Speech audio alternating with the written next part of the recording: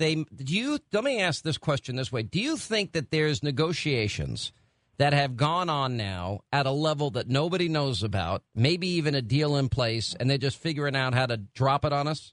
I don't know. I just don't know. But I am satisfied, and I'm not worried about one thing. I've talked to the speaker. I've talked to Eric Cantor, and I've talked to Kevin. And the one thing they all three assure on is we're not going to just have a tax rate. We're not going to raise taxes. We're unified on that. We have got to cut the spending. As Standard & Poor's met with some of our freshmen yesterday, and I was interested, but the freshmen, some of them were telling me this morning in the meeting I had here in my office that the big thing they got out of it, if we don't cut $4 trillion or more dollars, we're still going to lose our rating.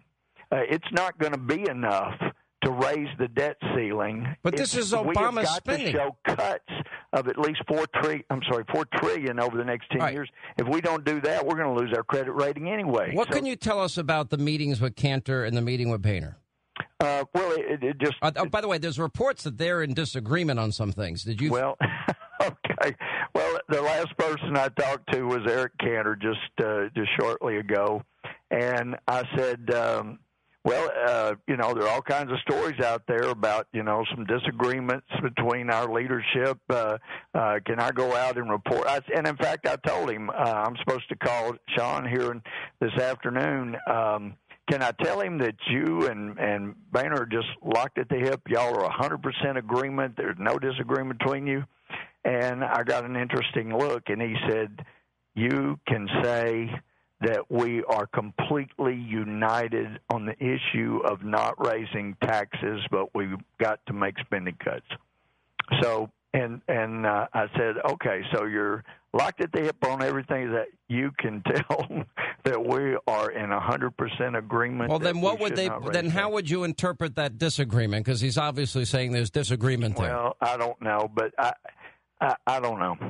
But obviously, it's not on the issue of taxes. So and I've made myself very clear, publicly, privately, any cuts that don't occur in the next 18 months are not going to occur. You can't count on them. You've never had a long-term cut deal that has been carried out. Never, ever. You can only get a binding agreement on what you do right now. And so all this talk about 10 years, I've said it publicly, I've said it privately, it's worthless. So I'm concerned that there's a deal being worked on that gets us all these big cuts over the next 10 years, but doesn't really cut much of anything right now. And as Sean, you and I have talked about it off the air, that it's worthless. It will not do anything. We need real cuts. And anyway, Reid seems to make clear he doesn't want cuts. He wants more taxes. Well, I know where the Democrats are, and that's not my worry. And because, frankly, I don't have any faith in the Senate. I mean, we're going to talk to Tom Coburn again today, and I disagreed with him and being a part of this Gang of Six. I think he might be having a change of heart, and I'm hoping he is. Well, he sure voted no. He voted against tabling cut, cap, and balance. No, I know he that. wanted to come there for a debate. And he did. And Senator McConnell was a co-sponsor. But at the same time, they're both participating in two separate deals that I think undercuts the country's attention and the need to focus on cut, cap, and balance. You made that clear. But I tell you, it was so disheartening here in the House to have had us fight so hard among ourselves to get a cut, cap, and balance bill. And like I said, I wasn't happy. There were a lot of things I wasn't happy with in there. And I've told, and they've assured me that I'll get to participate and tighten up the language and some of the problems there. But, on the final balanced budget amendment. But it was a compromise, and we got it done, and we showed we can come together. And there were Democrats that voted for it.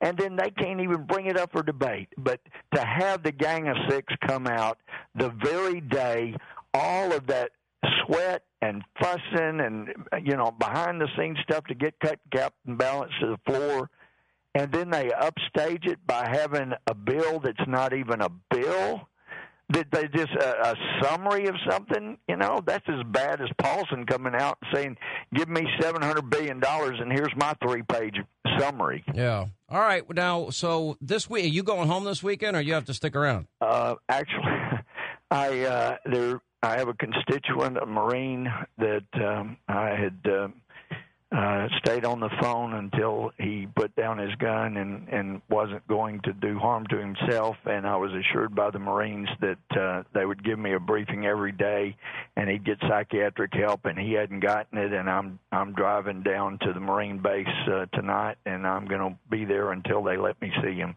So I'm not going home this weekend. Well, will you do me a favor? Will you tell him I want to talk to him one day?